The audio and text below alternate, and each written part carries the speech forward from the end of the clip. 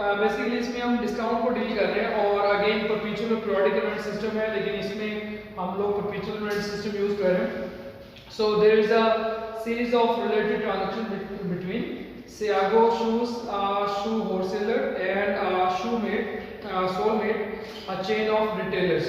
so wholesaler जो है वो बेसिकली परचेज करके आगे रिटेलर्स को बेचता है। तो जैसे आप लोगों ने पहले पढ़ा हुआ है कि सबसे पहले जो है हमारे पास प्रोड्यूसर होता है, प्रोड्यूसर से होलसेलर होता है और होलसेलर से हमारे पास रिटेलर होता है। तो इसे हम चेन ऑफ डिस्ट्रीब्यूशन कहते हैं। तो चेन ऑफ डिस्ट्रीब्यूशन जो है हमारा या चैनल ऑफ डिस्ट्रीब्यूशन जो है उसमें बेसिकली प्रोड्यूसर से हमारा होलसेलर और उसके बाद रिटेलर जो है हमारे पास आता है। तो ये सारा सिस्टम जो ऐसे चलता है। तो यहाँ पे बेसिकली हमारे पास जो है वो एक बंदा है जो जिसका नाम है सियागो और दूसरा है सोलमेट। तो सियागो जो है वो होलसेलर और रिटेलर जो है वो सोलमेट है। तो सियागो जो है वो चीजें बेचता है रिटेलर को, ठीक है। तो उसकी एंट्रीज है जो हमारे पास सीरीज ऑफ ट्रांजैक्शन है उनके बिटवीन। तो हम दोनों की बुक्स में रिकॉर्ड करेंगे क्योंकि उसने हमसे दोनों के बारे में पूछा है कि हमने सियागो की बुक्स में भी रिकॉर्ड करना है और उसके बाद सोलमेट्स की बुक में भी रिकॉर्ड करना है। तो हम स्टार्ट करते हैं। तो सबसे पहले जो हमारे पास है सियागो।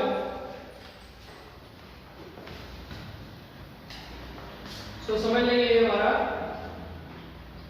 जर्नल और ये है सियागो शूज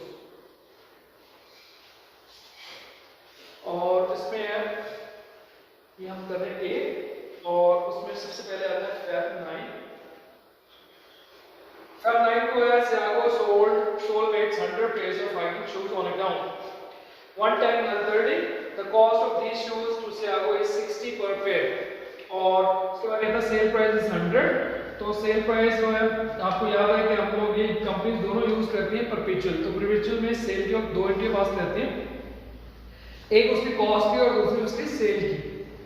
तो सबसे पहले हम इसकी कर लेते हैं जी सेल की एंट्री और नीचे जो लिखा हुआ है उसने कहा जी record the series of transaction in the journal of Siago जो कि हम बना रहे हैं और the company record sales at gross price. तो ग्रॉस प्राइस में हमने टोटल प्राइस लिखनी है। तो सेल है अकाउंट रिसीवेबल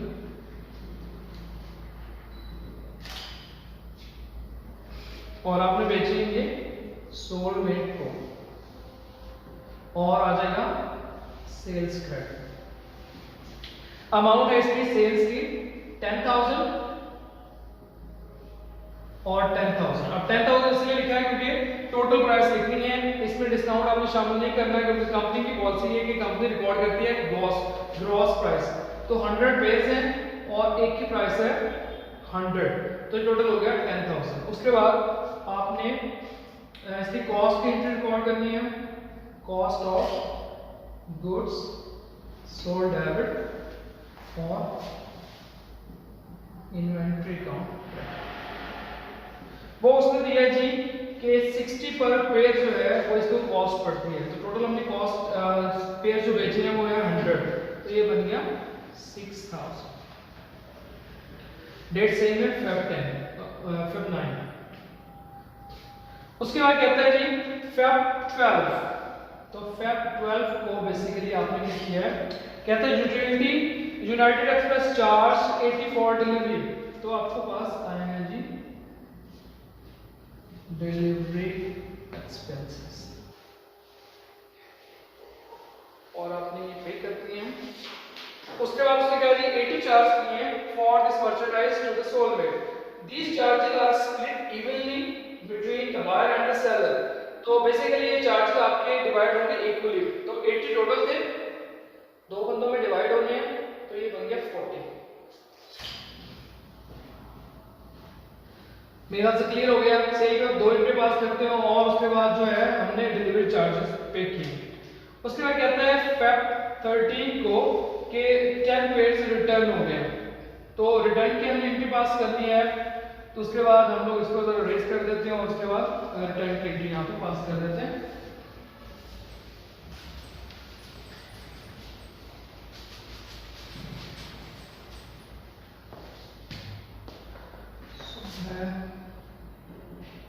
Feb 13 रिटर्न की एंट्री है, क्योंकि आपने सेल के 2 एंट्री पास की है तो रिटर्न के वक्त भी आप 2 एंट्री पास करेंगे। पहले सेल रिटर्न कर लें तो उसमें आ जाएगा सेल्स रिटर्न डेबिट और account receivable sold made credit.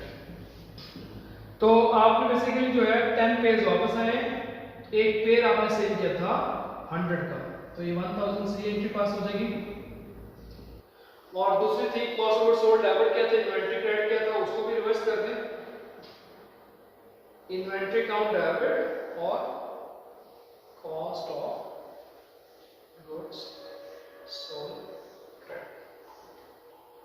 कितने पेयर वापस आए जी हमारे 10, और एक पेयर था वो था 60 का, तो ये 600 से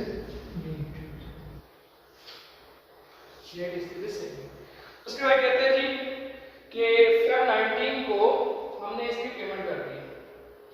कहता है जी Solmade paid the remaining balance due to Siago shoes within the discount period. अब डिस्काउंट भी मिलना है इसका, तो नंबर 1 पे पहले तो आप इसकी जो है पेमेंट जो है वो कर दें, क्योंकि सियागो पेमेंट रिसीव करनी है तो कैश हमारे पास आएगा, कैश डेबिट हो गया। दूसरे नंबर पे आपने इस पर देना है डिस्काउंट, तो सेल डिस्काउंट ये भी डेबिट हो गया। और हमें पैसे मिल रहे हैं, किससे पैसे मिल रहे हैं, अकाउंट रिसीवेबल से, अकाउंट रिसीवेबल क्रेडिट, और उस बंदे का नाम था सोल्ड मेड। अच्छा जी, अब देख लीजिए टोटल आपने 10,000 की चीजें बेची, 10,000 में से आपकी 100 की चीजें जो है वो वापस आ गई हैं, तो 10,000 से डेबिट था, 100 से हो गया क्रेडिट, तो बाकी बचा 9,000। तो टोटल आपने इससे लेना है 9,000। और अगर हम पहली लाइन पढ़ें तो उसने कहा था कि 110 नन 30 है, 110 नन 30 है। फेब जो है फेब 9 को आपने सेल की थी और उसने फेब 19 को आपको पेमेंट कर दी, तो विद इन डिस्काउंट पीरियड उसने आपको पेमेंट कर दी है, तो इट मींस आपने उसको 1% डिस्काउंट देना है। तो 9,000 का 1% डिस्काउंट बनता है 9,000 इंटू 1 डिवाइड बाय 100, तो ये 90 बन गया। ठीक है, अब 9,000 में से 90 चला गया तो 8,910 आपके पास आ गया। तो इस तरीके से हमने ट्रांजैक्शन रिकॉर्ड करनी है जो कि हमने पास करनी है in the books of Siago. B requirement में कहते हैं हमने books the books of journal of Solmade आपने बनाना है, तो वो अभी हम सोलमेड को बनाते हैं।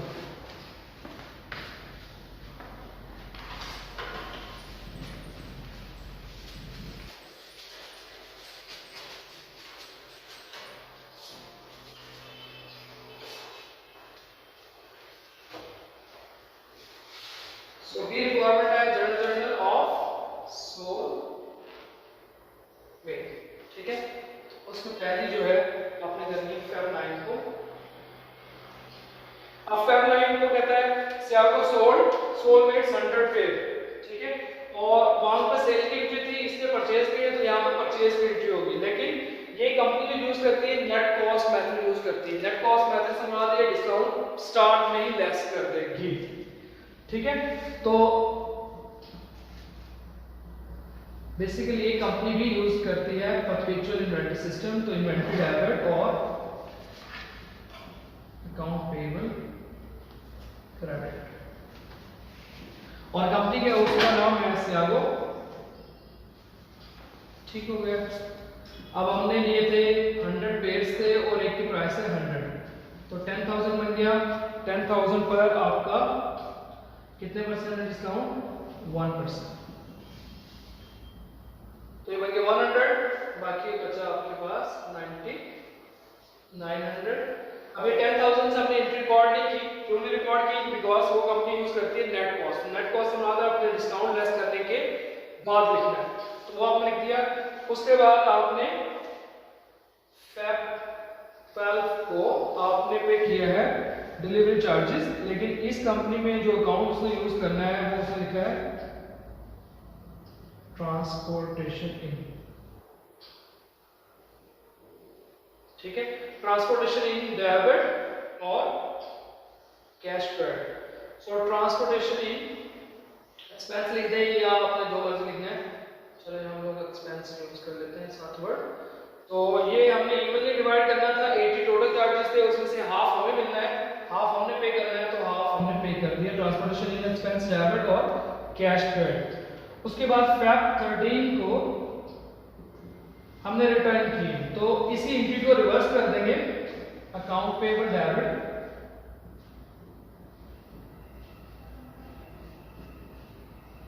और जो हमारे पास इन्वेंट्री है वो हो जाएगी क्रेडिट। अगर हम ये देखें तो 9900 की चीजें आई थी हमारे पास, कितनी चीजें आई थी 100, एक की कॉस्ट बनती है 99 और हमने चीजें वापस कितनी की हैं 10, तो 10 से मल्टीप्लाई कर दें तो 990 की चीजें हमने वापस भेज दी है। ठीक है, सो हमने जो है 10 चीजें वापस भेज दी अकाउंट पेबल डेबिट और इन्वेंट्री क्रेडिट 990 से। उसके बाद हमने इसको फाइनल पेमेंट करनी है, तो पेमेंट के लिए देखिए 9900 आपने टोटल देना था उसको, उसमें से आपने 990 की चीजें वापस भेज दी, तो बाकी बचा आपका 8910, तो उसकी आप फाइनल पेमेंट की एंट्री पास कर दें।